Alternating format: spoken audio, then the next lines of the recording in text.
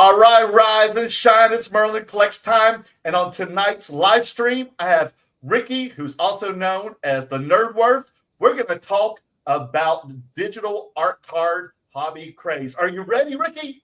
I'm ready. There's a podcast called Between.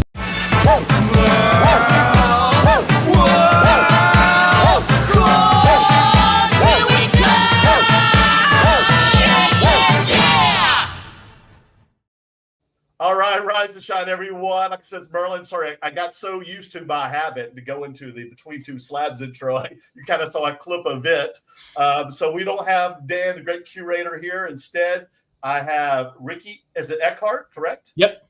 And he is on Instagram. He is known as Used Nerdworth on Instagram. You can also check his links. He got a link tree in there, so you can subscribe to his public domain, which is pretty much a daily email that tells you about all the drops of all the latest digital art cards. And he also has a website called Nerdworth. So we're going to go over that today. We're going to ask Ricky, how he got involved into this digital art card world, what he thinks about it, his advice to any of you guys out there. Let me get on the chat here. So we're just kind of winging this right now. And that's about it. And then anybody who's watching, by the end of the show tonight, I will be giving away this glue trap card. It's a one-of-one Shohei Ohtani 40/40. So if you stay till the end of the show, I'll tell you how to get it. I don't know what kind of, well, at least see like Ricky, he and I are both got bad visions. So it's a crystal comb one-of-one. I can't see. So we're going to talk about everything. He's going to teach us how to get in the rabbit hole. So be careful. You might get addicted to a lot of these people. We're going to show you Discords, all the different Instagram sites, all the websites, everything. I've got a lot of questions. Hell, we may not even get to it, Ricky. We may have to come back many more times. Who knows? I don't know. So are you ready? Yeah, it's dive in. All right. I'm in LA. You're on the East Coast of where? I think Maryland. Is that right? I'm in Norfolk, Virginia. That's like Norfolk, Virginia. And we know how that plays out. So anyway, Ricky, thank you for being on the show tonight. Tell us more about yourself and what made you decide to get more involved in this digital art card hobby craze. Yep. So I'm Ricky, and my job background is I'm a serial founding engineer. I build startups for a living after a decade or more in the military. And I got out to build startups. Historically, I build marketplaces. And outside of that, I'm an artist and I love art cards. I'm a collector. I literally collect everything. And it was my passion to leave the service and build a collecting site. Why I'm in art cards and this market is I grew up as an artist. I've been a painter. I'm an oil painter, do charcoal work. And I did that for nearly my whole life. So the art, it just fascinates me that anyone we can make a living doing this. And there's living working artists, 6-figure working artists, 7-figure working artists out here making a living doing this. And it hits me on all levels, from the artist, the pop culture, all that. Just bringing it together is piqued my interest. The reason I built Nerdworth is, well, I just know how, and it's something I needed myself, tracking all of these artists every single day, trying to catch their drops. So I saw my own need, and I filled my need, which is tracking their drops so I can hit. And even knowing when all these drops happen, I still can't hit myself. So I built it for myself, and then obviously people started using it, and so far just loving it. So when did you start on this? Well, that's complicated. Okay. I started building collectible sites a few years ago, about 4 years ago, and I've built a couple different iterations. Nothing that I liked yet. So I'm into a lot of weird niche collectibles, and I kept trying to solve my own needs in those. And I have a lot of sites out there. But this site I started on at the end of October. It's built on the back of a few others I built. But I had been tracking, I've been with the art card market since piggy banks started, and buying piggy banks from piggy banks in the DMs when they were still $200. And I've just And the money man, you knew him back then? Yeah, from the DMs and everything. Yeah, I was like, my early pieces were like Street 3PO and like really early, the end of 2022, early 23, is when I got interested in the market, and started collecting piggy banks. And that was my first intro into the art card world. Was that I'm not a sports fan, so I didn't come in. I didn't realize, Card Carver and the other greats that came before that. But yeah, Right. piggy banks was my intro into this, and then I've just stayed with it ever since. Yeah, because I mean, I don't know if you know or not that I actually know the piggy banks guys, and when they were starting out like 3 years ago, because like I said, they live in the LA area, Orange County, and they would pop up every now and then at shows and just kind of talk to the great curator and I, and they handed us a couple of cards, and I was like, well, good luck to you. I don't know much about this card art thing, but like I wish you all the best. But you know how hard. I mean, of course, you're an artist. You know how hard it is. It's not the easiest thing to do, and to make a commercial success out of it. And then, like 3 years later, look what happened. Like it was like an exploding bomb. I actually had one of their most original cards, like the Mandalorian Jumpman.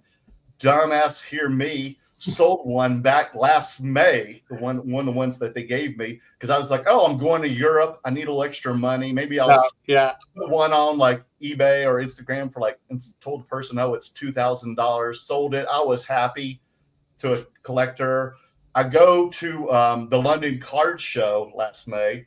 I start seeing lots of people there with piggy banks cards and other art cards. And I'm like, did I just sell that too early? And then I come back, and then all of a sudden I noticed like that same card, one sells for like, I don't know if it's real or not, for $99,000. Another one sells for $58,000. I mean, of course, they're all over the place, but definitely more than $2,000. I could kick myself in the butt, but you know what? Like, it's okay. I have another one. I'm holding on to it because that's like, a memento to me. I have no interest in selling it. But that's just the way the game is. And during the summer, as you know, it exploded. Then we start seeing other card artists. It gets crazy. I start seeing other guys doing popular, like, of course, Case Hitman, Kikastramus, Card Carver, Glue Trap. And I'm like, wow, this is really a thing now, I suppose. I'm starting to see people at the shows. I go to a lot of shows, and I see people with all their collections, their piggy banks, all the, the glue traps, sugar addicts, diamond cuts. I mean, it's like, how many more are there? So I'm going in there. I'm even selling a few at these shows, especially at the more of the collectible shows like Front Row, where there's more variety besides, like you said, sports, where there's especially a lot of TCG and stuff that these seem to do very popular at. And I'm like, where else can I get others? Because mine are selling when I'm bringing them to shows. And I noticed you go on Instagram, you've got to like superly pay attention. Then they've got Discord. I start subscribing to all these Discord pages. My phone battery is like dying within like hours because it's just going off and everything about like, oh, notification. I'm like, I can't keep up. Calgon, take me away. Who can help me? I wish there was a person who could like consolidate all this and just let me know when these drops are going to happen. This is where you come in. Thank God I bow down to you, man. Like, oh my God, what help? Because you take my headaches away. This helps me a lot more. And I'm like, when does this guy have time to do all this? Like, when do you have time to do all this? I work 24/7. But you touched on a couple of the reasons why I did this. So I also sold some of my early works, or some of my early piggy banks, right? Right. I needed to fund one of my companies, and someone DM'd me on my Instagram, and they were offering about $800 a card at the time, and I had sold some of the pieces. I didn't know, right? Like, why would I know? How would I know? And yeah, I sold early some heat for $750 a card, and I didn't know better, but I do now. And that's why I built the pricing. So, going out and getting these pieces, it's still done in DMs and private messages, and that's fine. My problem is I want to know and track the prices. I also wanted to know what existed. So for piggy banks, for Case Hitman, for all of them. Case Hitman, you kind of can see what's out there, but piggy banks and a lot of the other artists, you have no idea what the full collection is or what you can go get. I'm a completionist, so like when I collect, I get to the upper echelon of collecting, and I want every single piece, and I want to know what exists so I can go get it. So that's why leaned into price tracking and that. I want to narrow down, find what's in the catalog, and then I want to know what the honest, real prices are and what you should or shouldn't sell them for. That would have saved me, right? And then now, right, early last year, we only had 4 or 5 artists really focused in pop culture going into the year, which Piggy Banks, Case Hitman, Card Carver, Glue Trap, Field Cards, really kind of the OGs. But now, since I've launched, artists have increased 70%. There's over 30 artists just in pop culture collectibles right now, with the majority of them launching since November, December. The market right now has exploded about 160% since my launch. Not saying that it caused that, but the consolidation of showing where and when these launches are has definitely helped for people to go like track it down, find it, discover new artists. Because it really was like your algo in Instagram won't just pop these in your feed. No. So it's been helpful for like artist discovery. Same for me. Like it's helped me discover new artists and buy them. Artists like Nimsy and others that I've started collecting. Yeah, I mean, you touched exactly why I rolled into building this. When do I build it? All day, every day. It is a lot. One, I'm tracking more than 30 artists right now. Obviously, 30 artists. So there's about 19 showing on the site. I'm tracking not just slab art. I've started tracking all kinds of pop art collectibles. So I am tracking painted currency and other pieces too behind the scenes that interest me, and they align. A lot of the artists have like kind of bleed over, roll over. So like Kixtradamus and others they've leaned into painted currency and just other painted sneakers. Well, they do like resin figures and stuff. Yeah, like resin that. figures too. So like Card Carver has resin figures. Lewis West has resin figures. Kixtradamus has painted currency and painted sneakers. King Collectibles has painted sneakers. So all of it really kind of blends together. And I've started tracking those too behind the scenes. I intend to add. So I have more than 30 artists right now I'm tracking. There's 19 or 20 showing right now on the site. And just keep adding to it. Usually right now, like it is a lot. I really do work all day. It's like till 2 a.m. I know. It's a grind. And I thank you for it, man. But here's the one question, because when everybody comes to the shows, because I feel like first of all, I feel like when I go to these shows, I discover I feel like this community is more in the internet community more than it is at conventions and card shows and stuff like that, or collectible shows. So it's still very green to a lot of the hobby community, unless you're in IG or Discord. And people ask me, what are these things? And I have to continually repeat my script over and over again. And that's why I'm trying to make some of these videos so I can save my voice and just tell people to go on my YouTube channel and watch, these intro videos of what they're about. What should we call these, first of all? So I use the frame or words like pop culture slab art is what I call it. It's not technically a card. I wouldn't call it a card. There are cards, right? Like I would consider like Saturday morning cards. That's a card. Right. It's not an art card.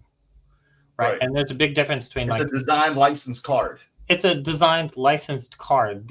Where these are there is a fuzzy divide there. And I've tried to break that down on the website too, where is it an artist? Is it a studio? Is it a brand? Right. And I don't think brands lean into art cards. There are studios, like Piggy Banks is a studio, and there are working artists in that studio, and they also do collabs. It's still art card. I think that divide is or can be fuzzy, but it's kind of like it when you see it. Mhm. I right now I would call it pop culture, but it also blends into sports pop culture. Like Lewis West is a really great example of pop culture slabbed art that is sports, and you can clearly see it's pop culture art. Um, even Collector Creative, Mhm. it blends both Exactly. pop culture and sports. Still not like I where do you kind of feel that line hits? The same. I mean, to me, it's just still pop culture, even if it's sports. I just Mhm. still say because there's so much mashups and everything now. I Yeah, feel like that it's just even if it's a Kobe or Jordan, it's still pop culture because yeah. they're still media figures and are part of the pop culture world. The sports Yeah, is. I think you start like when you really started seeing it, like early 2021, 22, when Card Carver with the Warhol piece, and Mhm. he's got Jordan and Warhol or the Simpsons and put together. Even those are carved pieces that bled into this and created these markets. And obviously, there's other artists at the same time that were doing those pieces, but like that's where you really start to see it morph from card art or sketch cards, sports sketch cards into pop culture. Mhm. And then, when Piggy Banks picked it up and started slabbing the pieces, I think that's where it became pop culture slabbing. Right, and he started just constantly upgrading the packaging, the presentation of that card. Yeah.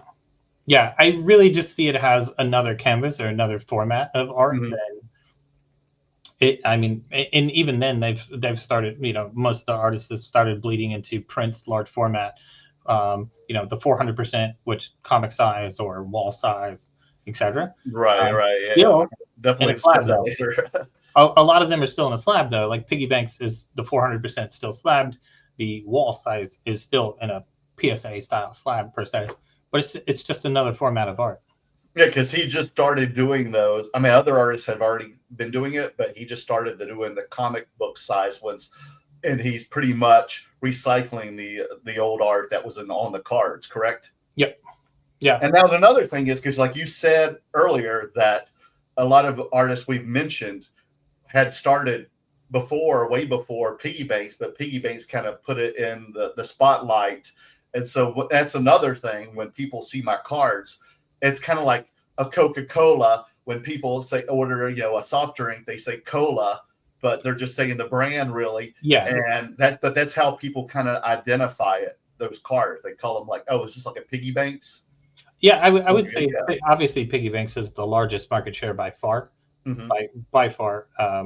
And then it's the household name. I mean, they didn't invent it for sure, Right. but they made it. It's like Apple was their personal computers before Apple. Sure, Apple made the personal computer, and Hmm. it wasn't just that they combined the right pieces with the right branding to strike at the right time, and that's really what Piggy Banks has done well, far and above, right? Because still, right, we have sketch artists today, and sketch.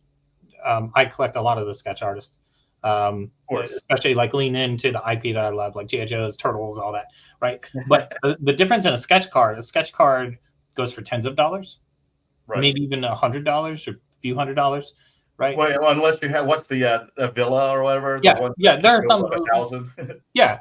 There are some that go really high, but when you say like, for the most part. Yeah. yeah, pop culture pieces, piggy banks, like the difference there, like once you put it in the slab with the branding, with the right with the right words, the right art pieces, and it's not just that it's a drawing, right? They're not just putting a character on there. It's the mixing it with the current events and the memes and all that really strikes it true to being a true piece of art Hmm. of its generation. Like a lot of early piggy banks, and even now, uh, like I saw that, right, and it's the Statue of Liberty with the head on it, right? It's just it hits not only the art but the current events and the memes, and then like even today, right? Piggy Banks is on posted on there about blacklisting those that list on eBay because Hmm. obviously flipping is discouraged in our community. Um, so when you see like a piece like I saw that and it's speaking to that behavior, like that's what makes it become the art piece. Gotcha. Yeah, and then, like you said, when piggy banks first started, it was pretty much like a regular slab, like the size of a PSA slab, correct? Yeah. And then he finally went into the acrylic phantom displays, started doing these acrylic cases. Man, the packaging has leveled up super fancy, so much.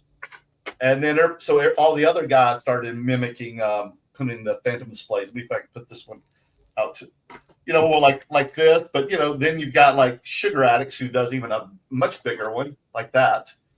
But those guys will pretty much buy like the phantom display and then put their logo on it and then put it in the thing.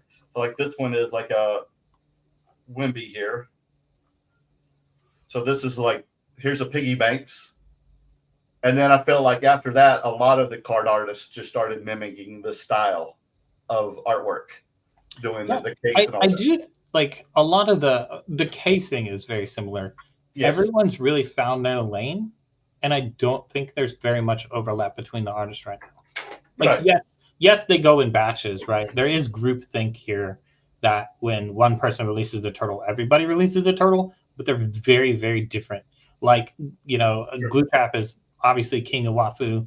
I think Piggy Banks hits memes and current pop culture or current events better than anyone. Everybody is really distinct in their styles. Card Carver with his gold frames. They're just immaculately well presented and done. Like the execution is phenomenal. Those are some of the best sports pop culture art pieces out there. I do think everyone has, while you'll kind of see them start by mimicking some of the artists that have been here a while, they really do get into their own lane, and that develops their following. And the followings don't necessarily overlap. Like your collector bases don't overlap much. I do think we kind of see that in our Discords and stuff, that people think like it's a limited or small market, and that's not really true. Obviously, I do track who buys everything and your name. So I do know there's not that much overlap as you would think. The wells overlap, obviously. The dealers overlap, but now, why do you think there is such a big craze now? Like, what brought on this phenomenon?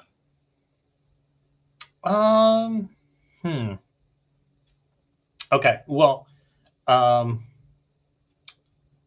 think the room for more artists came from some of the price increases, honestly. So right. Some of the price increases, Piggy Banks moving into like 750, allowed room for other artists to grow, and looking for maybe you call it a retail collector. Not every 750 is a lot of money for anyone, especially in America today, right? Eggs are $10. And regardless of how these artists feel, there's always going to be a ton of flippers who are in the community at these shows, regardless. And I talk to them, I see them in the front lines, the battlefields at these shows, and they say like, listen, man, I get a piggy, they're not shy about saying they flip. If I'm buying a piggy for $750, I put it on eBay for $1,000, I'm pretty much losing money after all the service charges and taxes. I mean, you would, yeah. You're going to lose 13% plus. You would have had to pay gain. So now we're trying to find alternatives. So at the time, Case Hitman, Glue Trap, the other guys were selling at that time before they even went up their prices. They were like $150, $200. Right. In the wider market, like if you're a sports card collector, a Pokemon collector, a TCG collector, the prices have become wild there too, right? I collect TCGs, I collect vintage. Crazy. Yeah, I collect vintage Magic, vintage Pokemon. The prices are crazy. And the entry points to these, it's a one-of-one piece. And you're coming in, $100, $200. I don't know, like I think like the wider collectible market has made the market for it. And then just the format of the art really made the move. Because you think about it, like you will, a lot of collectors would walk past a wall piece, but just the format of it being in a slab has really opened people's eyes to buying art. And that's the thing, you like hold it, because when I tell people these are digital art cards, they mostly think like I had to put in the video. A lot of people, the reaction is, "Oh, it's like an NFT or a crypto." Like, no, it's not an NFT. That's all digital. That's it's what digital art. You'll see that in our comments a lot, that people think it's AI. It's a real digital painting. Ken Carl's, that is a drawing. That's not AI. It wasn't a bot. That's him drawing it digitally. Right, yeah, that's the real drawings. There's obviously a lot of them have started posting behind the scene videos. It's a digital painting. So, whether they're in Procreate or other tools, it's a real painting. Sometimes there's actual paintings like Brad Davis. There's a real painting behind it, and then it's scanned and it's made into really piece. For some of them, and other artists do it too. There's usually, whether it's a digital painting or a physical painting, they're real pieces of artwork. Now there are people, right? Obviously, there is use of AI in the market. I've tried to list that on the site of how they use AI. So whether it's generative fill, I haven't listed any artists on the site that are using pure AI cards. And I'm not going to. If you're, I'll probably steer clear of that. I don't really believe in, I want to support real artists doing real work. Yeah, same here. Here. So that's something that I'm going to steer clear of. There are pieces that are digital collage too. And I think, to me, the way that you create the art doesn't necessarily matter to the end result, which is the message to me. So, I think like in the comments, you'll just see that a lot of that negativity, but I don't think people take the time to watch a video of them actually drawing the piece. And they do. And in Card Carver's case, right, it's both physically carved and a digital work. Oh, right. Yeah, he told me when I asked him all about it last year. He told me, I know him pretty well, so he told me how he did it all, because I feel like a lot of these artists have the printers and the cutting machines and all that stuff at their homes or their offices nearby, and then they are able to produce these products. Correct? Yeah. And that stuff is not cheap. It's actually a significant investment. So when they get into the UV printers and stuff, you're talking $10,000 printers. These are not small. Like, this is not a home printer you're using to print a lot of these. Mm-hmm. Like Glue Traps is full real production level printing, and they're not print, like, the pieces aren't printed to scale. They're usually in small batches, right? 10 pieces, 20 pieces is really where you see, like, that's a large batch. Mm-hmm. But yeah, they're using professional printing. Right. And then how do they decide, like, how many variations they're going to make, and then how do they make those variations? So everyone's different, but I can tell you the trend is moving towards true one-of-ones, not variations. So right now we were in a phase of doing variations, which a variation means that there's a foil over top, whether same image with different layers masked over it. So you get a slightly different variation. Maybe it's a little bit different color. The trend right now is moving towards true one-of-one variations. So the image is physically different. Same release, same title, but the images may physically be different between all 8 pieces. Oh, really? That's going to be the difference of it. Yeah, and then smaller batches. So like RF cards was doing of 4 batch, of 2 batch, of 1 batch. The 4 batch got eliminated, and now there's of 2 batch and 1 batch. And then what does this mean, Ricky? So that means there's 4 made or 2 made or 1 made of that image. So same image, 4 different variations of it. It could be different color. It could be a different layer on top of it. That's kind of gone away, and we're seeing more true one-of-ones with the same titling. So that it gets into more alt art. The images are all physically changed between the variations now. Oh wow! And now plus the people on these names, I feel like they're either artists or they have some other people working for them. Like, it might be a small team. Like, it might be the producer and then the artist, or they might hire freelancers as well besides them. Everybody, pretty much everybody's doing collabs. So it's a lot of the same. So you'll see like Eric Medina pop up a lot, which you'll know him from Saturday Morning Cards. But I know he's done work. Well. I'll see him this week. Yeah, Eric Medina's done work for everybody. Glue Trap and across the board. You'll see other names pop up fairly often across them. BC Designs pop up across. He's had collabs with Collector Creative and others. So they all do collaborative work across the board. The majority of the artists I'm listing on the site are the artist, or it's the it may be a studio. Like Piggy Banks is a studio, Glue Trap is an artist. Yeah, it just really depends. The only ones I've steered clear, like I said, is I don't list brands. Like Saturday Morning Cards is a brand, different piece. So yeah, that is differentiated on the website. That will tell you whether it's the working artist. Now, my next question is: are you an artist, and are you going to get involved in making cards with either yourself or other digital card artists? I don't know. I am an artist, and my background is classical realism, oil painting. I don't know. Maybe I would do a brand, but my passion lies in classic cartooning animation. So more like 1980s, 90s, early Looney Tunes, Disney animation. So growing up, my grandfather had a woodwork. He was a carpenter and had a woodworking shop, and he would paint Looney Tunes all the way around the shop in a scene, right? And that's how I learned to paint. Was he taught me how to paint and paint Looney Tunes and all that. If I had them, if I was running a brand, I would lean probably more towards that. I don't know if there'd be a market for that, but that'd be my style or some kind of classical realist style. I don't know what that would take. I have had gallery shows in the past. I've never sold works. I've never had to sell works. I don't have to do it for a living, right? So it's always been a luxury to me to be an artist, and I don't know. That is why I do the site, though, so I can be involved without having. Now, are you one of those guys who like you're addicted to it? You have to buy them every single day, or do you pick and choose? Do you have enough money, Ricky, where you can buy a card from every artist every single day? Are you that rich?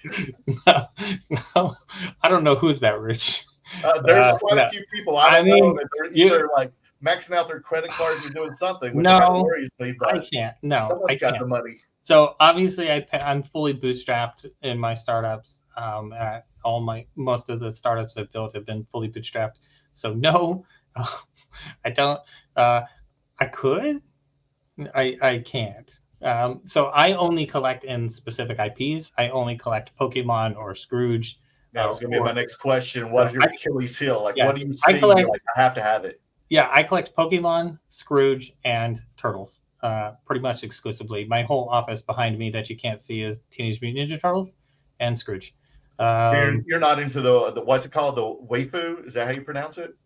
Oh my god. No. So I like them. My wife would fucking kill me. Really? Really? No. So my wife would never. So I had Sad Lab Twin Cheeks, and that got voted out and put in the auction a few weeks ago to help fund. Yeah, I got one of those. Nerdworth. Yeah, that's a no. She vetoed that being on my shelf. She saw that and it was like absolutely. Where'd you have to put it? Well, it ended up in auction. Oh, you did? Okay. Yeah, How much did you get for it? $550 for. Okay, not bad. And then how did you pay for it? Just to let the audience know. Twin Cheeks was free. Oh well, I mean, but how much would it cost though? $250. Okay, right. Yeah, if you had some of the first releases of Sad Labs were free releases, so they were a lottery and then you won them. Oh wow! So I won mine from a lottery, and he's given a few pieces of free in a lottery. Yeah, those pieces are really well done. The work is actually pretty fantastic. But my wife would veto that being on a shelf at any time. That's the same like Glue Trap. I couldn't collect the magazine series, some of those like the High Times and those. No, but I do. I collect Glue Traps like Pokemon, the Blood Money series, or the cigarette ones. You could have. Yeah, maybe. or the No. drone ones? No, I think she would veto that. That's my kids are in my office, so obviously. Oh, okay. You got kids. Good. My kids are in my office like 24/7, so probably I can't put Pick a Bars or Coke's Art in here. But I do like I do like Coke's Art. It was a dope piece. That was a fantastic. Did you get it? No, I can't. I would. In a vault. I'm not going to hide anything. Yeah, I'm not going to hide my pieces in a box. That's not going to happen. I got you. If you're going to buy them, you have to display them. Is that what you're saying? I think, yeah, you have to. Yeah. The only thing I have, well, I mean, I have collection. There's a closet behind me. Yeah. The secret stash.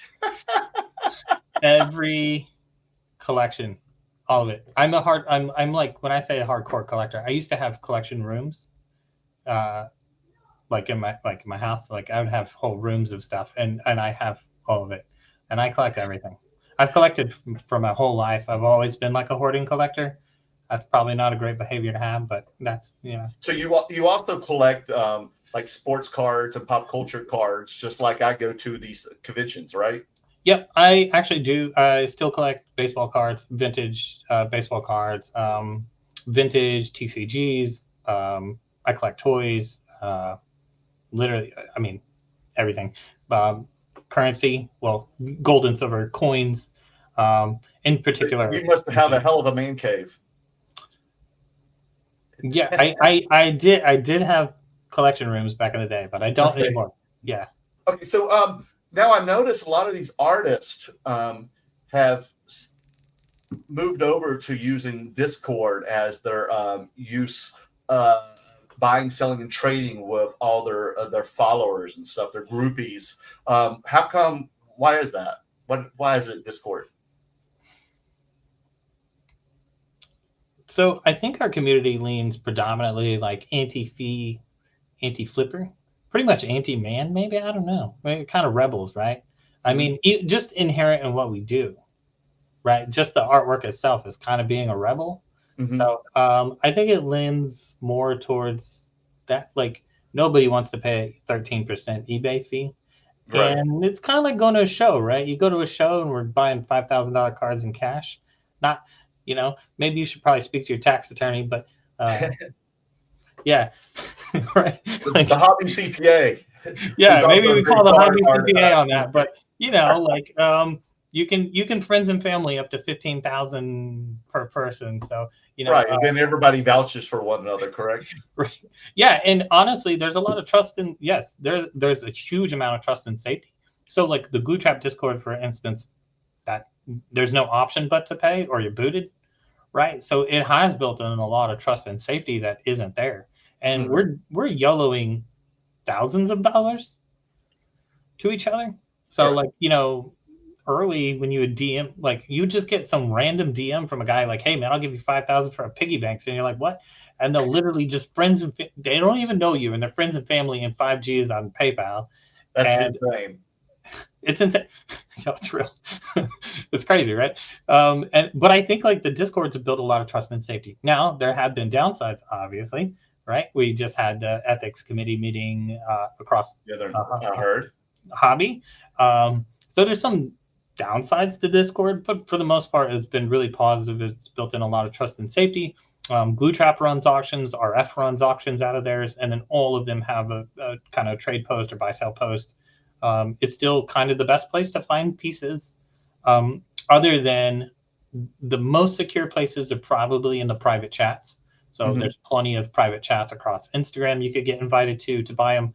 You won't know they exist. They exist especially for the piggy community, Slab Stacker. If you're in that one, Facebook groups obviously are pretty well. I mean, it just depends on which artist you're collecting and where to go to watch the best source. But I think for the most part, I think Discord is just built in a lot of trust, and we need that because you're really spending. I mean, it's expensive pieces. It's great to use, but it can be a little intimidating for everybody, especially like the business of it. There's so many people so much engaged in it at times. You can't keep up sometimes the messages. You'll see like, oh, something dropped, or you see somebody mention something that of a card that you like, and time you go in, it's already like 1,000 messages later. Yeah. Like, where was that? And they're not PG, so if you're looking for PG, they're not PG. Yeah, But they're for the not most family part, if friendly. there's something you're looking for, you can find it in one of these Discords. You even, I heard, have a Discord, Nerdworth, right? Correct? Yep, I have my own Discord. Anyone's welcome. It's kind of slow right now, but Okay. we'll get there, right? Well, let's go in. Let's show people how to let's get them through the rabbit hole. Okay. So people who are not even just watching now, but when I show this on YouTube and I have people like, you know what, just watch this damn video and this will show you how to go through the rabbit hole and, eat that little cookie and drink that little drink and you'll be like Alice and go on your merry way and, see the Queen of Hearts. Okay. You ready? All right, let's hop in. See if we can get you going here. Let me know. All right, can you see it? I can't see it yet, but just click on that, Ricky. Should be able to, if you click on, can you see it like your Nerdworth, or do you do it? There we go. All right. So this is nerdworth.com. On nerdworth.com, you're going to find pricing information. Okay. So right here, these are any of the last sales within the last 48 hours. And before you go into more of this, tell people what this is. Like, first of all, you can go on his Instagram at Used Nerdworth. He'll have a link tree in there. You can click on it, and you'll find this website of his. So, and pretty much this website's kind of like a Market Movers version for art cards, correct? Yeah, it's Market Movers for art cards, and this is a harder market to track. So, when you're looking at things like Market Movers or other price charting, they have integrations built with PSA and everything else, and you're trying to track something. Those are serialized pieces. That's a lot easier to track. This is difficult to track. Every single there's nothing that could recognize one of these cards and as far as like AI or machine learning to help me predict what it's going to be. So I pull my sources, pull from all marketplaces, Discord, private sales, all over. And we're gathering this data to make this happen. There's not enough volume just through eBay alone to give us accurate pricing information. But yeah, you're right. The first place to start is use Nerdworth on Instagram. You'll see daily posts of everything happening in the scene, all the artist drops that feed me that information for the day. There's more drops than obviously what I'm listing for the day, but a lot of drops are mystery drops or kind of pop-up drops. So I leave drops out on purpose. You'll see drops throughout the day that'll happen, or I'll purposely leave information out even on my slides where it'll just be like slab stacker ? Even the time will not be listed, and that's just to help keep the mystery and kind of keep the fun alive. So that's where you should start. You can start there. You'll see the daily slides to get you into all of the drops. We also have public domain .news, which is our newsletter. Let's show that. Let me see if I can pull that up as well. Here we go. I think I can get it. Share screen. Let's see here. Where is your? There it is, right here. Whoops. Yeah.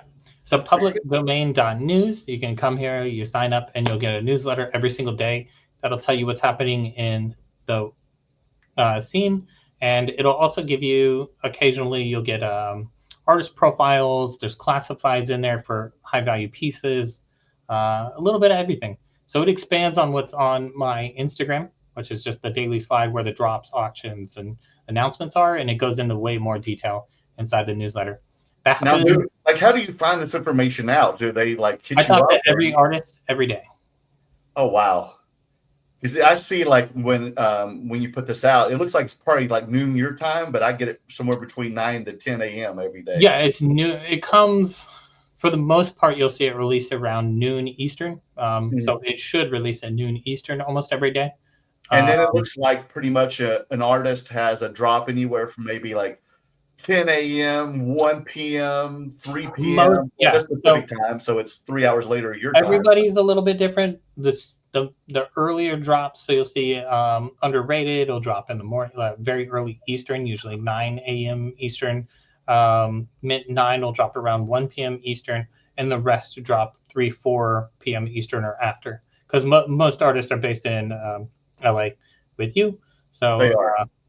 Yeah, you'll see Thank them God, man. Thank God, because it's more catered to my time. Yeah, you'll see like a lot of them are dropping 7, 8, 9 p.m. Eastern. So well, like like for today, I think you and I was still looking. I didn't even get a notification yet. You had one for Slab Stacker, and you just had question mark time.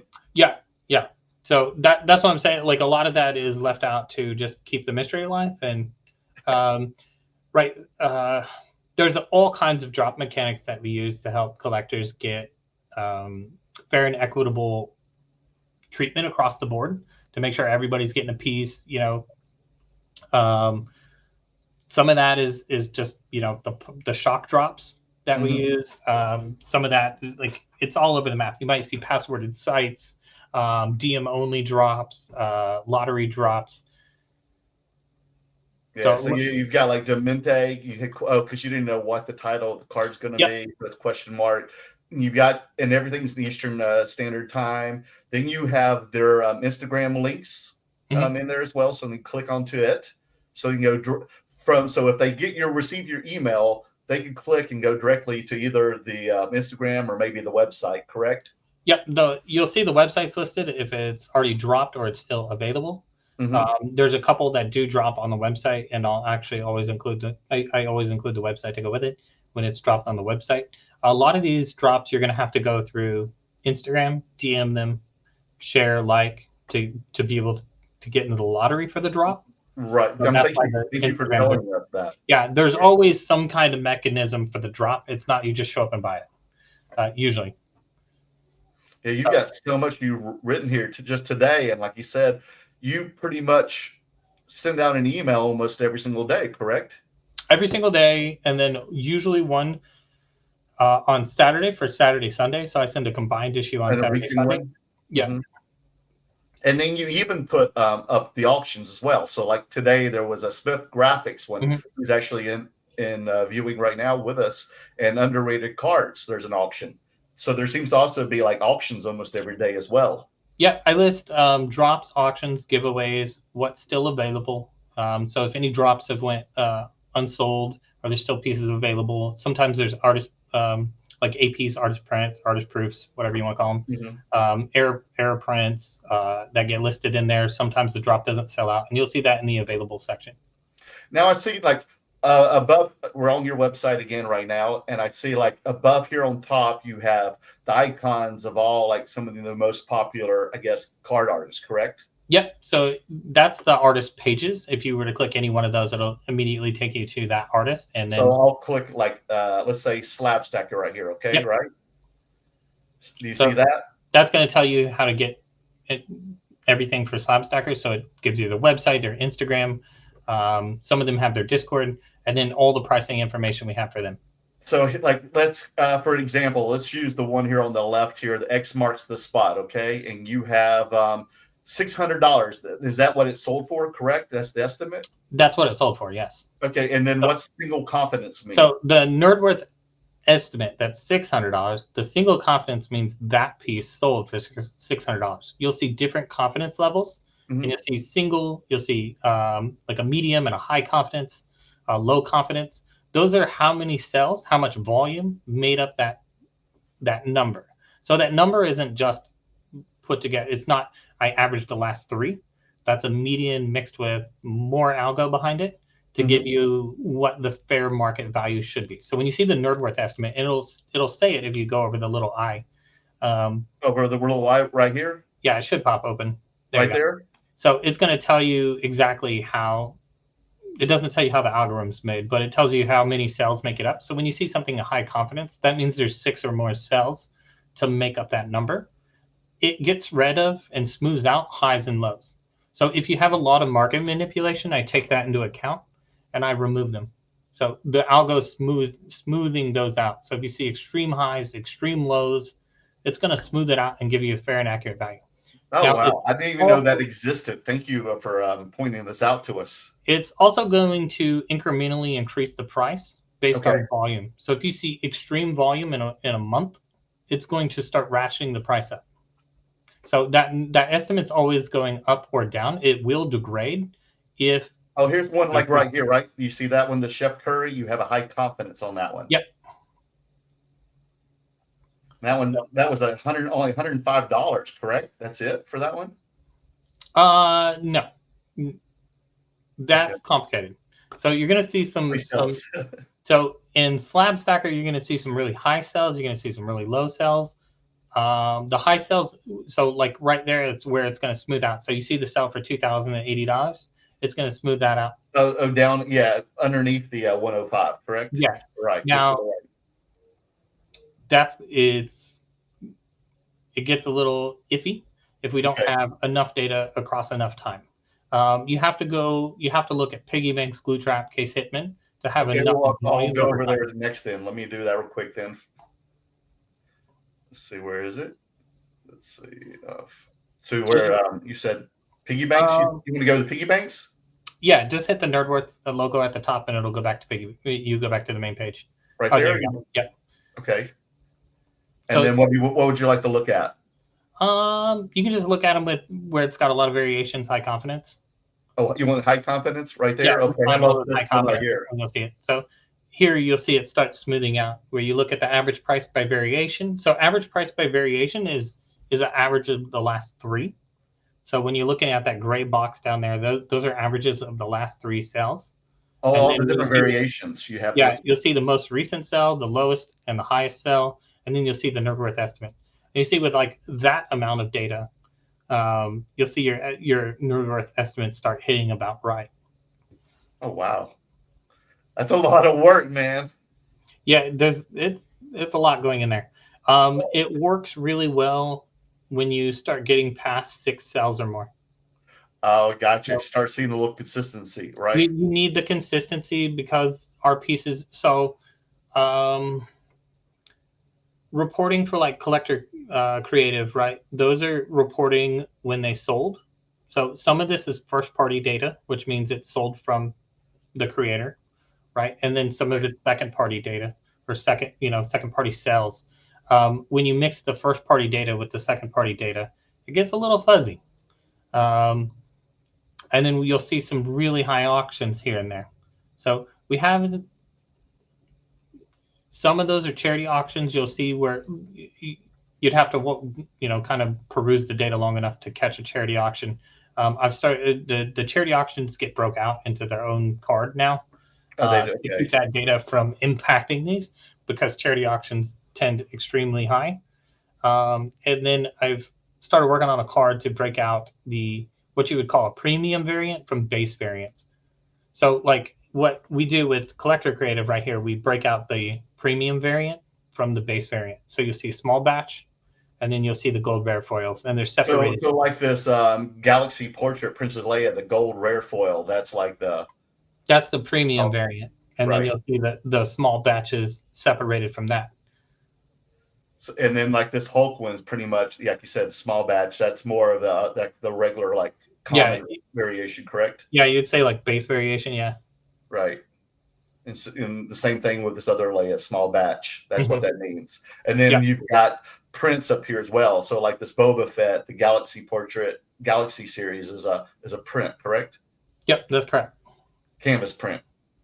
And he's got a lot of these artists will have those included as well. And I'm sure you'll be including the comic book sizes pretty soon as well, if you haven't already. Comic book sizes is already tracked for Glue Trap and a few others.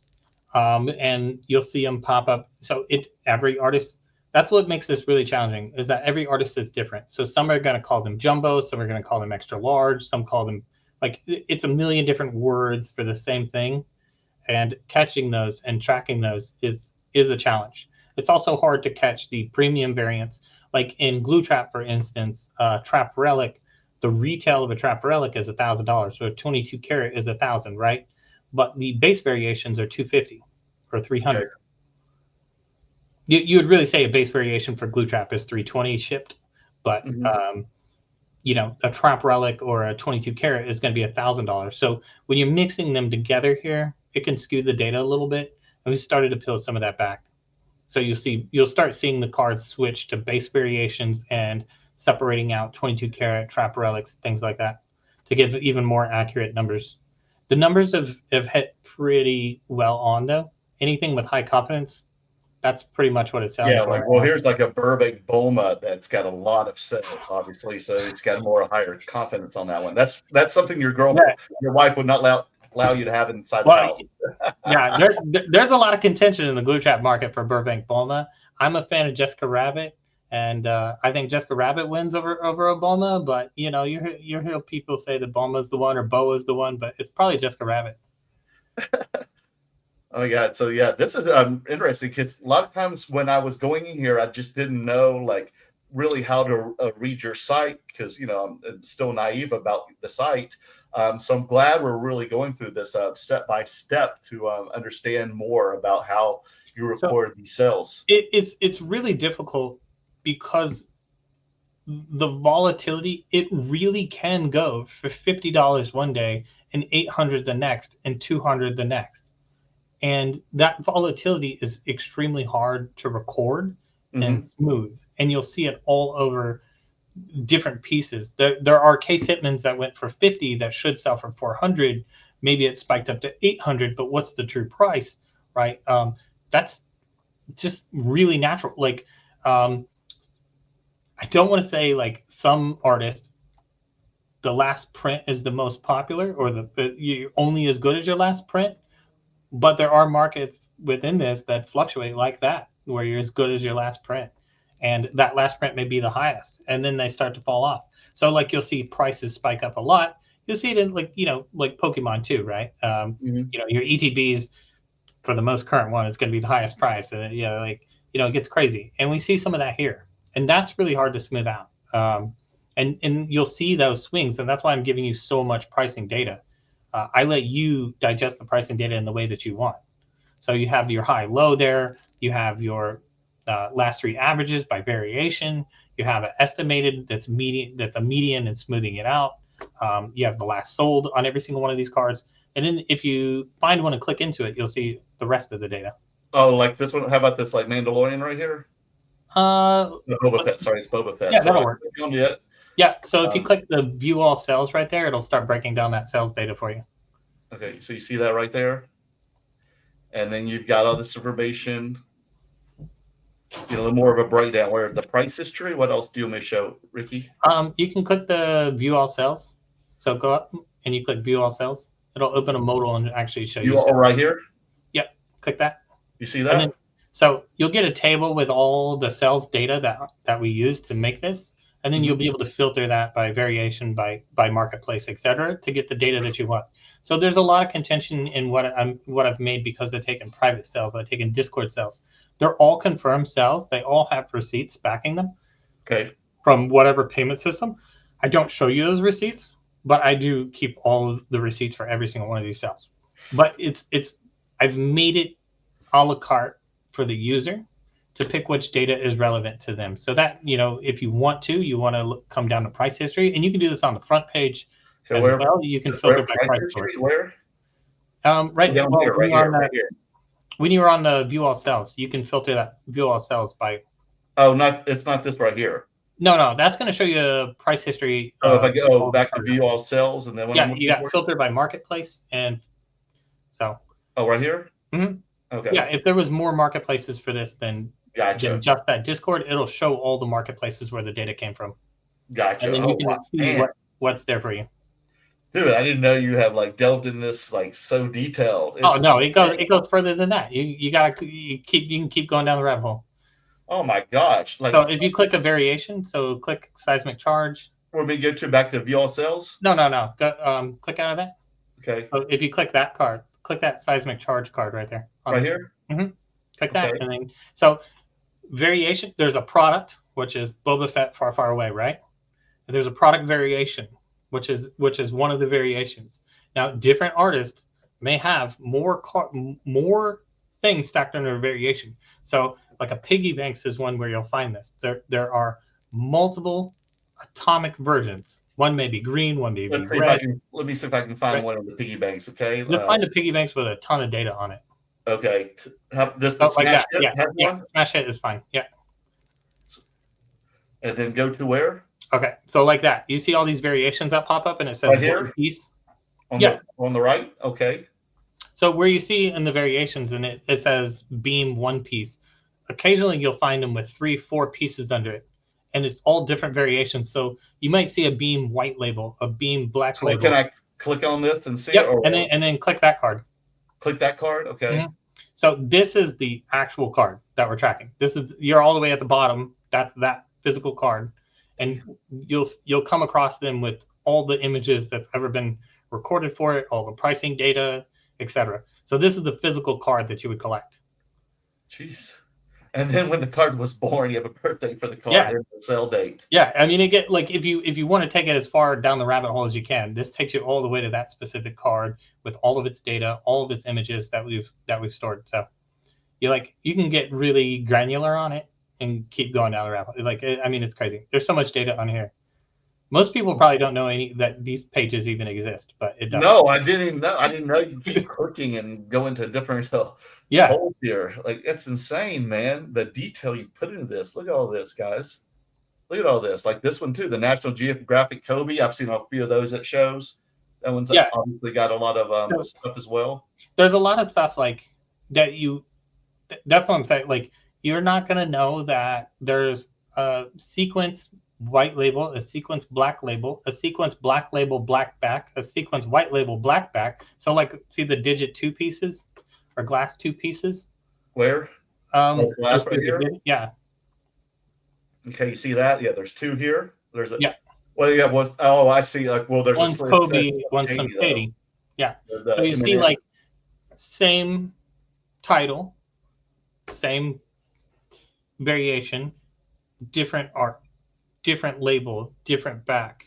So there's so much data to figure out, to put in the right spot. So that's how you would know if there's like a set of these, like a series, correct? Yep. Yeah, that's why I started at the label, so the title of the piece, and then you can click that title and you can see everything there is to know about that title. But not right here. Where do you do it? No, you're on it. I'm on it. Okay, I'm already there. Gotcha. This is for all National Geographic. So National Geographic, correct? Yeah, you're going to see that piece, all of its variations, and all of it, all the different pieces of it. So you can see like the full set. So like if you heavy is the head, you go to heavy as the head, you'll see all the heavy as the head variations that I've tracked. Good Lord, man. That's crazy. Yeah, it's pretty wild. There's a lot of data, right? Oh my goodness. Let's go back here. Let's remove this. Oh my gosh. That's insane, dude. So what made you want to put this website together? Well, obviously know what exists out there so you can buy it, you know? Like, one, I want to be able to buy it for fair pricing, and then I want to know what exists so I can buy more. So I hope people are sending you this information, like the artists or people who are the buyers, the consumers who are into these different artists, besides you having to go and research every detail about every artist, or do you have to do that? So I have tools set up to give me all the marketplace data. So like I get eBay data,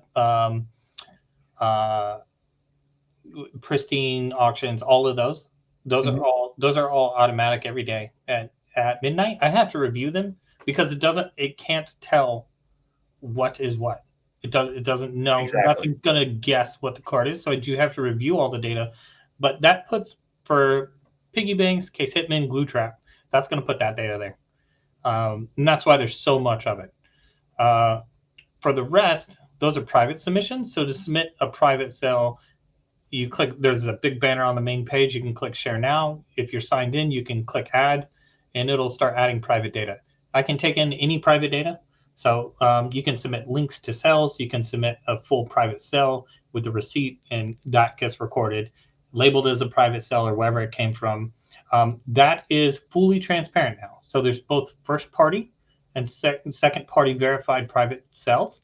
There's a page on the site that'll show you all private sales data that has been submitted and whether it's 2-party verified or not.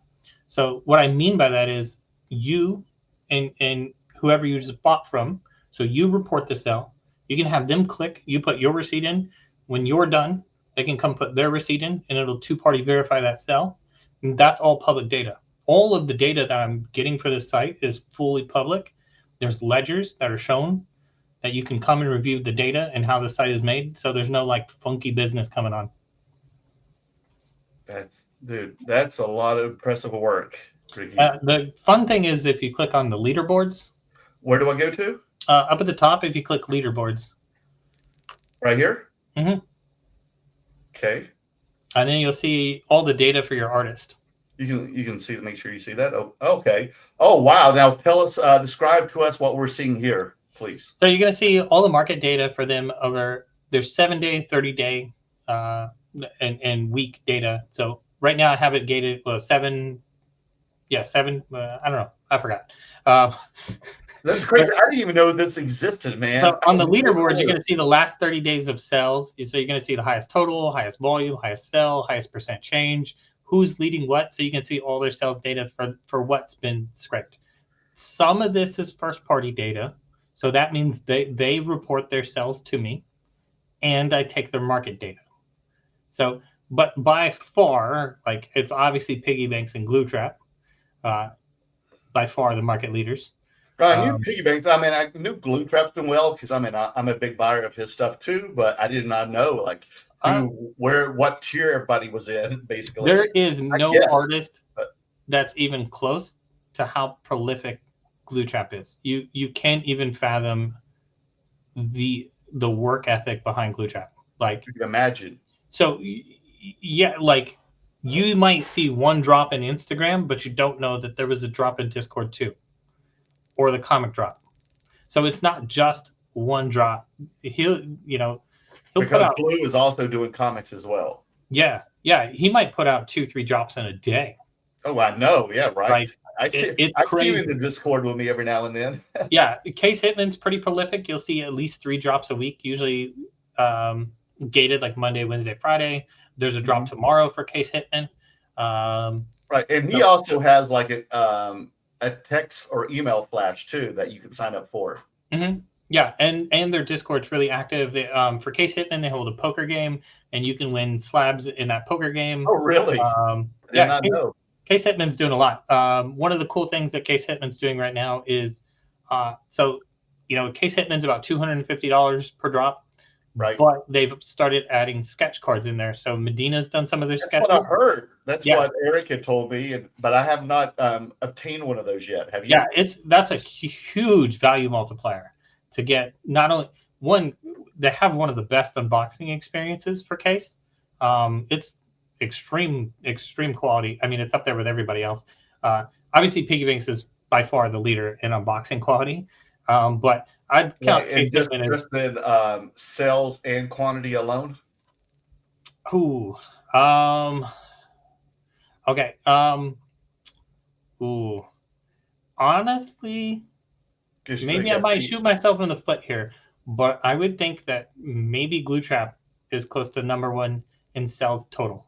Really? Even though because of first party sales and how prolific he is. Because on your chart it looks ridiculous right now. It's sure, that's second. So I track all of the, I probably track, maybe 50-60% of the secondary market for glue trap, right? Mm-hmm. I'm not tracking the primary market. The primary market for glue trap is insane. Like the volume's insane. You're saying your graphics here, your graphs are pretty much secondary market, correct? Pretty much secondary, except for Collector Creative is first party and a couple of Slab Stacker. I do record first party data for a couple of the artists. Glue Trap, I'm recording secondary market data. But his first party sales is, I don't think there's anyone matching the volume right now, to be honest. Like, probably no one's close. Most artists right now have maybe 1 or 2 drops a week, maybe bi-weekly. Mint 9 is one that drops, like, he's prolific as well. He drops nearly every single day, auctions every other day. He's really hit the scene hard, and you'll see his growth. His pieces have steadily gained in value. There's a large collector base there now. Definitely one to watch there. Now I see my buddy Sugar Addicts here on the far right. Ooh. That's to see the If you're not watching, so Sugar Addict is one to watch right now. I don't know if you've seen lately, but coming through eBay, his pieces are maintaining $500-$600 per sale, which is one of the highest. So outside of piggy banks, the highest per sell item is Card Carver. Card Carver averages about $1,900. Oh wow! Per piece at auction. So at auction, Card Carver is about $1,900, pretty much always. Sugar Addicts is coming in like $600-$700 right now. So they're selling in the secondary market on eBay. They're doing $500-$600 a piece. They don't pop up very often. There's really 4 or 5 sales in the last month and a half coming across the marketplaces that you can physically see that that aren't second party private sales, but definitely holding their value. Yeah, I mean, for one thing, if you go and do a little research, you just happen by chance to go on eBay, you'll see a lot of piggy banks, a lot of glue trap, and a lot of case hitmen, and then maybe just maybe a handful of the other guys after that. Like you'll see like 2 or 3 Sugar Addicts or something like for sale or sold. Yeah, and this board right here is just the artist data. If you click the art one up at the top right above that. Which one is it? The art right here? Yeah, click that. And then you'll actually see the pieces that sold. So this is locked on 7 days right now. You can see 30 days and 24 hours. So these are we looking at here? You're looking at the leaderboard of the pieces. So this is the highest sold pieces this week coming through eBay for piggy banks. Oh wow! Okay. Oh, so you have a drop box here. Yeah, you can maybe to whatever artist, or you can just change that to whatever artist you want. If you wanted to. So I'll do all creators, and that's probably a piggy banks that Mills Mafia. That's piggy banks. Yeah. And so it's probably the Storm Shooter. Yeah, you'll have to scroll down. It may only be piggy banks because there's only 10. Yeah, it's all piggy banks. Piggy banks by far holds down eBay, sadly. Then it's like big drop. Yeah, but if you click 30 days, zoom out to 30 days on that, and which one? Oh, 30 days right here. Okay, gotcha. So now you'll see better data. Oh, so like that Burbank Bulmo one with that Wafu. Yeah, Glue Trap's market primarily moves through Glue Trap's Discord. It's not a lot of eBay sales. There's a handful of eBay sales. Not much has moved in the last week for Glue Trap through eBay. You'll see mostly Case Hitman, Piggy Banks, Kickstradamus. Move through eBay, Pristine, etc. Case Hitman and Piggy Banks are about the only ones that move through Pristine auction. They do? Okay. Man, look at that. Wow. I did not know. Man, I would have not known this existed if I had not had you on my show. So thank you so much, man. This is great. Like, oh my goodness. Now I'm excited to delve into your site. This is exciting. Oh my goodness. Oh my gosh. Wow. I am so grateful that you did this. This is like just a hidden gem here. People don't know. Hopefully some people hope they never find out, I guess. And some of us would. Incredible. Yeah, it'd be a great place to figure out arbitrage. Now, what's your most prized art card you have that you own yourself? Probably Racks and Stacks. What is that? Piggy banks, Racks and Stacks. Okay. Anything Scrooge. I try. Karma will be released. Yeah. What is Karma now going to be? Nope. Okay. So if you were to sign up, you have a profile on my page, and you can track your collection and the value of that collection. Karma is attached to your page. There's a bunch of hidden features. There's hidden features all over this that I haven't released yet. Obviously. So every one of your pages, every one of your profiles is actually like kind of a miniature MySpace. And Karma is going to track you all over the place. So it's a rep check, but it's also going to track all of your. We'll go into that. Let's do that real quick. Okay, so the next thing I'm launching is a chat-based auction. So I'm launching chat auctions, and it sounds silly, but they're meant to be an even better version of the Discord auctions that we play with. You know how to get in there, Ricky? Can you get yourself in there to your? No, I can't show you that one yet. You can't navigate yourself. Do I need to do it? No, I can't show that feature yet. Oh, you can't even show it. I gotcha. No, Okay. I'm not gonna show it yet. But it's like us being in Discord, but more fun and way more thought out and put together. The point of them, I've really enjoyed the Instagram auctions and Discord auctions, and like being able to hype each other up or talk shit. I like that, and I wanted to replicate it in a better way. So we're gonna try it. And what it is it's weekly auctions that are full chat based on the site. It has a full, auction run. So, multiple pieces are running. It tells you when the piece is up next, who won. It's really fun. It's kind of a place to like come have fun and bid and win. Like it just brings something fun to it. It's meant to be more two-way than just like where on Whatnot you're one way and they're talking to you and you can kind of comment in the chat. This is meant to be like just pure chaos. Fun chaos. So yes, okay. Yeah, fun chaos. Why we're buying great art. And then of course I'm rolling out liquidity. So you'll be able to list your pieces. It'll be on every one of the when you click into a pieces page, right below the variations, there's a table that's going to have where those pieces are available at. We're partnering with other marketplaces to list their pieces. So like Ken Carl and more.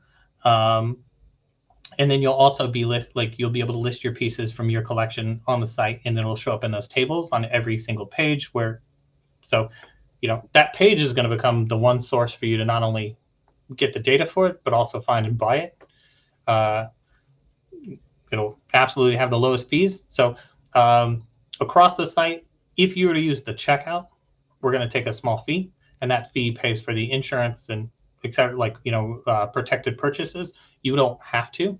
I'm going to be the first person in the world probably ever to offer a free button for people that don't want that, right? It'll expose their Discord not Discord. It'll expose their PayPals, whatever, for you to check out privately without me. But if you want the protections, you want shipping labels, you want to be able to track your purchase, that'll be built in too, and you can use it. That'll all be rolling out towards the end of this month for you to be able to buy and sell on the site as well. That's really, it's not, there's not a lot of money to be made in doing that for me, but it's something that I want to offer people liquidity in their collection. So you'll also see that when you start listing, like when that does roll out and you start listing, you'll see instant buyouts pop up as you list. So that's going to be powered from whales that sign up and can have open bids out against those pieces that they truly want. And that gets back to me wanting to build a site where you can find what you really wanted. So you get to the upper echelon of collecting, and it's really hard to really dig out the pieces that you're missing in your collection. They come on the market rarely. So when they do come on the market, I want to put you on the best foot to be able to get that piece in your collection. So you'll be able to have your open bids out. And those are instant liquidity for someone that brings that thing to market. You'll have your strongest offer out there and be able to buy it right then without it ever hitting the market, if that interests you. So those are some of the tools that will be rolling out this month and going into March. Wow, yeah, that's amazing. I bet Zach Collector Creative is pretty proud of you for doing all this, since he used to work for Market Movers. Just insane, man. Well, yeah, they probably have a whole team and millions of dollars behind them. You need a team, man. We can get you a team. Probably. You have really gotten the ball rolling on this. It's crazy. I mean, I'm pretty much a one. Like I said, my background is building early stage companies 0 to 1. I'm usually the person that comes in and builds your full startup up to your seed stage or Series A, but those are funding rounds for a startup. And then I turn it over once they turn into a real company. So I like me, there's always healthy competition in what we do. And there's a lot of players in this space. I'm not here for money. I'm here because I'm a collector and I'm an artist and I love building. We're going to see a lot of PE and VC rolling into this market, and that's going to push prices up. I'm sure. I think that's unhealthy as a whole. We've seen them do it to pops. We've seen them do it to sneakers and graded video games. We've seen them do it to Pokemon. That's something I've tried to avoid here. So, I didn't go out and raise VCPE on purpose. I think there's right markets to do that with. This isn't it. I don't want to pump and dump the market. And in that, like, True. Yeah. Right. That gives me a lot of leverage to have free buttons for you to come and list as a free site and just be that classified site for you. I still have to make money. It still has to be a business, right? But I don't have to be a greedy asshole. And there's no incentive for me to pump up the prices, offer buyouts and stuff. I'm really here for the best interest of the collectors and the artists and just building a great product. Yeah, I think that's what a lot of people probably may not also understand as well. When you have so many people getting into this art world, a certain niche, that how do they get to that next level, whatever? Because just because you've got a laptop, you got a flash drive full of music, and you've got Serato, and you finally figured out the DJ, doesn't mean I can book you at EDC. You know what I mean? Like, I can't book you at the next party. You're gonna have to earn your wings, correct? Like, you have to prove that you're a legit DJ or you're a legit artist, and my cards are now something. Yes. If we were comparing this to crypto, right? Like, I don't like that analogy, but I'm just going to use it here because we got to use something, right? Right, got to use something. And Coinbase has a standard, right? Not everybody can list on Coinbase. I see my site being more the Coinbase, right? So there has to be standards. There are other sites out there, other marketplaces that are listing AI art and everything goes. That's not this. We ain't that. Right. You have to be a real artist or artist studio, or it ain't gonna happen. I want real working artists to make a living doing what they love and people buying that work. One of the things, so like I said, I'm a collector of all things, and I've been doing this, I've been collecting forever. Mm-hmm. And you've seen the bubble markets that come and just destroy and decimate what we like. I don't want to see that happen here. There's always going to be some level of it because PEVC is unstoppable. It's going to come in. There are other sites that are fully funded with millions behind them that'll do that. You have to always be careful of who aligns to your best interest and that flashy check, because I've been that guy. Even though this is an art and this is like a hobby for a lot of people, there's still a business side to this. There's lots of money involved. There's investments, and when that happens, things do fluctuate. It does get volatile. We've seen that across. There's not a, is there a test to come be a collector? No, of course not. I don't believe in some of that, but we've seen it across the spectrum that large, well-funded players have moved into sports cards, and what used to be your local hobby shop is about to get decimated by NFL player-owned card shops, right? I don't know if you saw Tom Brady sign the card shop today. Yes. And you're about to have a nationwide Tom Brady card shop. The vault or whatever it is, the card vault. Yeah. Is that great for the hobby? Fuck no. That's not, it's not. You can sell me on whatever you want. But I can tell you, mom and pop hobby stores, right? Your local, your LCSs are what makes that. And what makes this is real artists doing real work and getting paid to do it, right? They're at the shows. They're it's not the same. They'll come through, they'll roll that market, and they'll decimate it. And we've seen a lot of that, right? We haven't seen fakes yet. But with the Pokemon prototypes that just hit the Pokemon market a few months ago, and found out that they're all printed fakes, right? Not all of them. There was some real ones, but for the majority, there were printed fakes, right? Mm-hmm. And those were fully graded by CGC. And when you have these conglomerates, oh man, really? Yeah, right. That's crazy. We haven't had that yet, but you will, because when you mix, like I said, you're going to mix huge amounts of money. This is art. What's the value of it? Like what everybody, you know, anybody, it's is, whatever what willing they're to pay willing to for it. pay. And we've already seen, right, with no marketing, a piggy bank sold for $100,000 Right. before. This hasn't even been pumped. Like we're pre-pump, we're pre-market, even we're so like we're underground. Wait till a VC funded or PE funded site comes and finds this and makes it $1 million piggy bank, because it's not right. What's the difference between you see like the Skeens and the chase cards that Geoff and all them get into the bidding wars on Instagram over, and they're like, I'll offer you 250. No, I want 500. That's gonna be a piggy banks.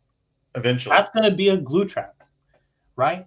If they turn their sights to us, that's what it'll be. You still think that's going to happen? It's going to get even crazier and crazier. Yeah, my market analysis. So, like I said, since I made just this site with there's nothing backing me. I'm not a whale. I'm not buying this shit up. Right. We've already seen 70% increase in artists, 160% in market growth, right? That's insane. That's with nothing necessarily pumping it, other than there are a handful of wells that go around and buy in large quantities. They're collectors though. They're buying it and holding it, and I can see that. I mean, I even heard, I don't know if he's done it yet or not. I mean, Piggy is going to be doing or did Art Basel in Miami, correct? Like when you start doing like art shows and everything. Yeah, and then Piggy Banks, for instance, is releasing the Piggy Astro collab. And then you start, I mean, it's just going to get higher and higher end, I think, especially on his side. And then you're going to, I think we'll quickly grab the attention of larger players. They're always looking for something to speculate on, something to grow. We're probably at a $50 or $60 million market cap total, all in, all players, primary and secondary. We're probably a $50 or $60 million market cap right now, from what I can see.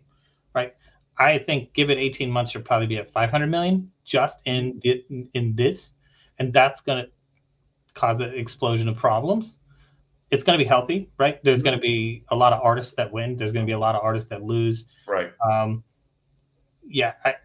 then not even getting into expanded art collectibles like painted currency, painted sneakers, etc. And that's, painted currency is going 300-400. Like painted currency is doing just as well as this. That's crazy. Right. It's a lot of the same collectors. There's bleed over there, but I think the market is going to grow. There's going to be slowdowns. So there has been a slowdown in January and February, but that's pretty normal, right? I shared a chart in Glue Trap's Discord the other day, just showing kind of the downturn. That's not a downturn in the market. That just means secondary has stopped flowing through eBay. We still, right, piggy banks makes up such a large amount of volume. Any small downturn in piggy banks shows up massively in a chart. But what you can't see is the growth of all the other artists eating that market share. And it is expanding like crazy. It's pretty crazy right now. You have to be careful because, right, this is not an alt investment. And the one thing I would say, warn anyone, this is not an investment. Don't treat it like an investment. No matter how much you say that and repeat that in people's ears, there's so many people who are gonna do that regardless. Right, as a collector of 30 years plus, like collectibles are not all investments. There are alt investment collectibles, right? That is far and few between to what is a true store of value and might increase in value. It really goes in this sliding band of popularity. And there's a lifetime to all collectibles. But the one thing I would warn anyone is that this is art, right? It fluctuates wildly right now, and you'll see that in the pricing data. We went through that earlier. Don't treat it like an alt investment. You could lose your money, or you might lose your money. The safety that we've had as piggy banks has been this blue chip stock, and Glue Trap as well has started to become this blue chip stock in this market, but there's still no safety guarantee in what you're buying. Yeah, well, I mean, that's the way with any investment. Doesn't matter if it's a house. It can always go to zero, right? Unless you're buying gold bars. And everything, like you said, everything just goes up and down. Everything at some point does Yeah. bubble, regardless. Yeah. It's inevitable. We've just seen a lot of that movement in this market. We see, collectors, the slightest thing, and they'll dump a whole artist, and it'll cause a slight panic in that market. It's rebounded. We saw it with Slabstag. We saw it with Case Hitman. They've already rebounded. It was a great buying time. So, right now we're in a slight dip. It's a good buying time, but like I said, it's not. Don't treat it like an alt investment. Don't treat it well. I think also that's going to be good about your Nerdworth site too, as well. It can also help regulate the sales or the market itself, so you know what's like legit or don't like buy like maybe from that artist because that's just AI stuff. You shouldn't get into that, or that's not a real artist. There are money grabs here, right? Yes, exactly. And there's money grabs and everything. Mm-hmm. We see a lot of back and forth, like some infighting between artists. No, that was another thing I was going to bring up. Yeah, some of that is it's healthy competition, but they're absolutely right. Like, there's going to be a money grab AI garbage print. And then another thing, like a lot of negative Nellies will come up and tell me, like, "Oh, I don't see this. It's going to bubble soon," and the reason is because they think because of the licensing. No, honestly, you know what? What do you say about that? Okay. One, parody law, like a piggy banks, is a true parody piece. As long as the piece isn't using trademarked, like if you don't use the name or the logo, right? If you slap Scrooge McDuck on it, you might get screwed. Maybe, right? But the likeness of the characters used in a parody context is why you can do this work. So mixing it with the memes and the current events, right? You can't slap necessarily the logo on there because the logo is trademarked unless it's used in a parody context. What would get us in trouble as a whole market? If you went and ripped like the actual image or the foot or the logos or the fonts. Yeah, some of that's going to be trademarked or copyrighted, right? And if you're using it in a non-parody context and then you print more of one of the same piece, right? It has to always be seen in the artistic lens, right? So there has to be some meme or parody there. And then it's going to have to not bleed into using any trademark or copyrighted pieces of theirs that could lean outside of parody. Mm-hmm. And then 2 is you can never sell 10 of the same exact piece, right? So now, and that's why Saturday morning cards can work, correct? Because Saturday morning cards works because it's licensed. And right. I do think that someone will go get a license this year. One of the artists is, I think that the artist will actually, there's no reason not to go license pieces at the prices we're seeing, right? So like Saturday morning cards, that entire drop, if you do the math, is what, like 30,000 all in for the drop. There are drops in this space that exceed that. So there's room there for licenses to be had. You could come out with fully licensed pieces. I think it'll happen. I don't know how that would affect the wider market per se, but honestly, if anything, if we got, if the market got sued by like say a Pokemon, Nintendo, etc., you're going, right? You just limited the supply. so great. Good, right? Like, obviously, bad for the artist, great for us as collectors, because what will exist will exist. I don't think it'll stop anybody. Fan art has been around forever. You're never going to stop fan art, and that's what it. At the end of the day, it's fan art, but it's fan art mixed with pop culture and memes, and that's what blends it into this. Some artists are 7-figure artists. And not just little 7-figure artists. They're 8, some of the studios are doing, 4 to 8 million. Some are 1 to 2 million a year. So I don't doubt that at the numbers we're doing, we'll see something in the future. I don't think it'll hurt the market. I think it would right. That's hard. That's really hard. Let's go and let's go through some of the comments real quick, and then we'll do the the giveaway, and then we'll say, because I know it's late on your end, so I want you to make sure you go to bed. I don't get you in trouble with your wife and kids. Let's start off with Static Artist says, let's go. Good to see you, Static Artist. They say they are a big fan of Glue Trap. Sure, a lot of people are. Let's see here. Smith Graphics, what up, fellas? What's up? Let's see. My buddy Ed, he says, hey, buddy, what's up, Ed? And Ed's always helping me out. He says, hit the like button. Make sure, guys, you hit the like button even after the show is archived. If you're watching this days later, make sure you subscribe to both of us. Go to Instagram, hit Nerdworth, or use Nerdworth on Instagram, Merlin Collects on all that, and leave some comments. Also, I have all the links for Nerdworth and all, like a lot of the other art card artists. They're all in the links below. So everything you've seen tonight that we've gone over, like the Nerdworth website, the public domain, even his Instagram, it's all in the links in the description below. Okay. Static Artist said that the Glue Trap Zard you have is freaking cool, referring to you. What was the Zard that you got from Glue Trap? It's a Pokemon Charizard mixed with Jaws by Glue Trap. Oh, that one. Yeah. And what was your variation that you ended up getting? Let me see. What do I got? Gold vinyl.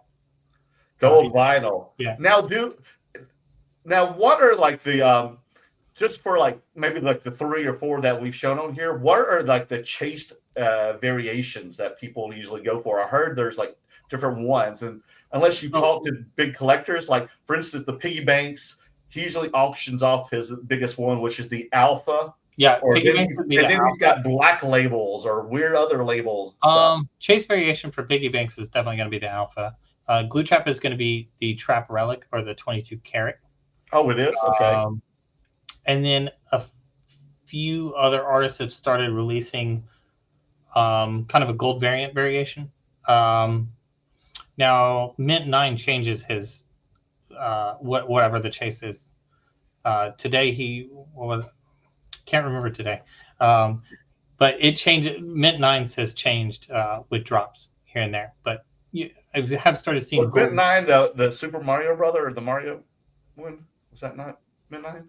No, Mario today was Glue Trap. Mario, it was Glue Trap. Okay. Yeah, Glue Trap had the Mario Pokemon mashup with a Marowak. Gotcha. That was on point. That's hard. Most people. So a lot of the other artists are too early to kind of started chase variations, or they're all true 101s.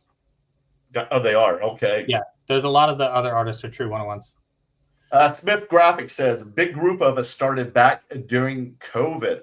Piggy wasn't too far behind after that. So one thing I would say, so I released an infographic that has a timeline of everybody. Oh, you do? That does not include sports card artists. That was right. It was showing the evolution of the pop culture artist blending into what we see today. So it's not that it didn't know that the sports card artists exist or the sketch card artists existed, the carvers, etc.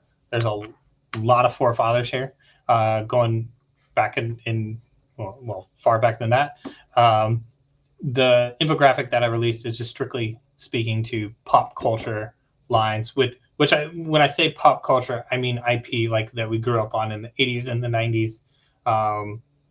Turtles, Simpsons, Pokemon, G.I. Joe, all the things, right? So that pop culture mixed with current events, memes, and how it flowed into what we're buying today. Oh, good to know. Now, Ed Ram, he says, is top 70s project in this genre? I don't think it is because it's massively produced, isn't it? They just take the art and make it on a card, correct? So no, I don't know. I don't see. So even when they're releasing like their 101 sketch cards in a lot of their products, it's not the same. Sketch cards aren't seen the same way. It's not the same.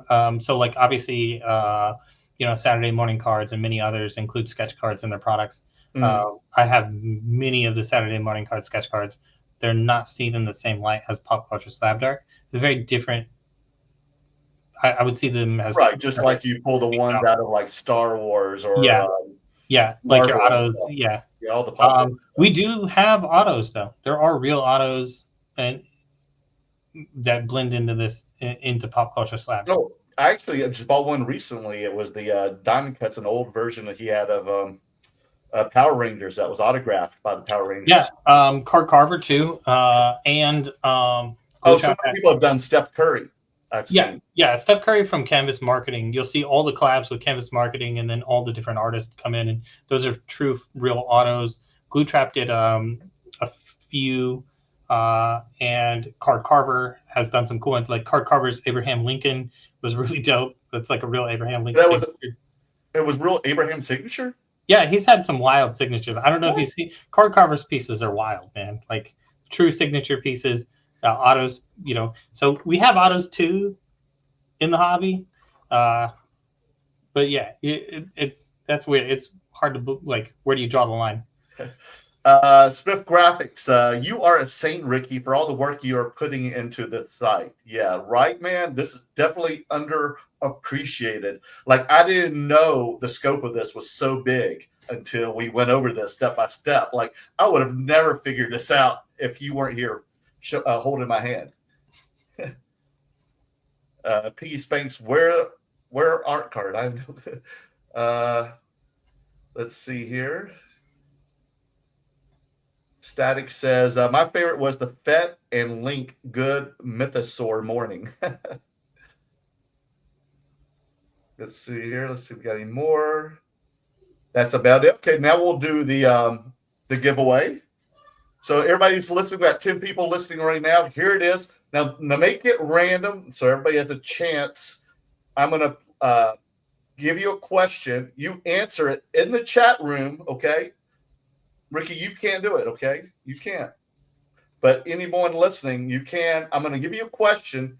And the fourth person that has the correct answer, so that means there has to be 3 correct answers before that. The fourth correct answer who gets this right wins this. So if you win it, please message me, DM me on Instagram at Merlin Collects, and I will try to get this mailed out even by tomorrow for you, okay, before I leave to the West Coast Card Show. And letting y'all know I'll be at the West Coast Card Show. You got to come out here sometime, Ricky. And there's also going to be a did we talk about? Oh, yeah. Let's see right here. Can you see that? Let's see that. There's going to be an after hours on Friday at the West Coast Card Show this weekend in Ontario, California. Starts after the card show in the meeting room 100 AB, after hours artistry, gathering of artists and collectors Friday night, February the 14th from 7 to 11 p.m. We're going to have lots of artists, a lot of the ones that we actually discussed tonight. There'll be a lot of collectors there with all their heat, holding it just like me. I'll be there as well, guys. I will be set up as well. So meet a lot of the artists. We're going to have like artists Eric Medina, Collector Creative, Sugar Addicts, Grails, Kim Carl, looks like RF, Under the Lights, Immortals, Case Hitman, Kickstradamus, Luke the Card Artist, Mint 9, and I don't know the other logos. Do you know those, Ricky? I can't see. We got Slab Stacker and Z-Tall. They're all going to keep. That's a lot of people we discussed tonight, isn't it? So that's going to be a fun event. I bet you have FOMO, don't you? There's also going to be a live auction there. Good to know. What's going to be live? Collector Creative is going to be doing a live auction, and there is drops that coincide with this. So Collector Creative and Grails have a collab piece that go with it. There will be pieces at the After Hours Artistry for sale. A lot of the artists in the bottom that aren't going to be there are just show pieces, not for sale, but there will be pieces for sale there. There are collabs and live auctions there. So there's a lot to do at the After Hours Artistry. Yeah, and then I know a lot of people who are into these art cards, not just he and I, but there's a lot of people who own all the different artists that we have discussed on tonight's show. They're going to be there, so it's going to be a lot. I mean, that's where you learn a lot of the stuff, just being in the element, being in the fire of it, the thick of it. And that's where I learned a lot of this, being at the card shows and seeing these guys showing me all their heat. So it's going to be a great event Friday night, February 14th at the Ontario Convention Center. So y'all got to come out, guys. So I'm going to give you the question to this, guys. Like I said, the fourth person to give me the answer on here in the message chat room will win this. I will send this out. It doesn't cost you a thing. This is free. It's a glue trap. Shohei Ohtani 4040. The question is, guys, fourth person to answer this question. Fourth person, no one else. Fourth, Ricky's here to moderate this. Make sure I do this correctly. What does 4040 mean? What does 4040 mean on this card? What did Shohei Ohtani do? And he also made a 50-50 as well. What was it, guys? What was it? Fourth person to answer that in the chat room wins this card. We got 12 people. I haven't seen one yet. What does 4040 mean on here? You know, Ricky, but without telling anybody? You know what 4040 means? Nope. He doesn't even know what it means. I don't even watch baseball, and I know what it means because I live in LA. Because every time you turn on the damn news, Shohei Ohtani is on the news every single damn day. Even my girlfriend knows who this guy is. Shohei has to be the most printed baseball player. You think? In this scene, yeah. In the world, probably too, right? Yeah, I mean, well, probably now, but in the pop culture slab scene, Shohei is like, yeah. There's a couple athletes that always pop up, right? Jordan, Kobe, All the goats. Messi, Tom Brady, all the goats. Messi, The goats are Ronaldo. printed to oblivion here. Yeah. Okay, we got 2. 3, the fourth person. Smith Graphics gets it. 40 home runs, 40 stolen bases. Smith Graphics, you win this, buddy. Fourth person. Doesn't matter if you repeat it. You're the fourth person with the right answer. So message me on Instagram. Give me your name and mailing address at Merlin Collects on Instagram, and I'll mail this out to you, okay? Congratulations. That was great. Ricky Nerdworth, check him out on Instagram at user Nerdworth. Also, he has Discord. Check out his site, Nerdworth. What else? Sign up for his public domain so you get daily drops. Let me tell you, it has helped me a lot. That's why I brought this guy on the show, so we can all figure this out. So when I go to shows, I'll just tell people to watch this damn video so they can figure it all out themselves without me like losing my voice every single time, repeating this over 100 times because people are very curious about this. The excitement is in the air. Ricky, you have anything last minute things to say to the audience? No. So just check out nerdworth.com, publicdomain.news, sign up for the newsletter, hit the Instagram. This is the MVP version of the site, and it's only going to get crazier and better.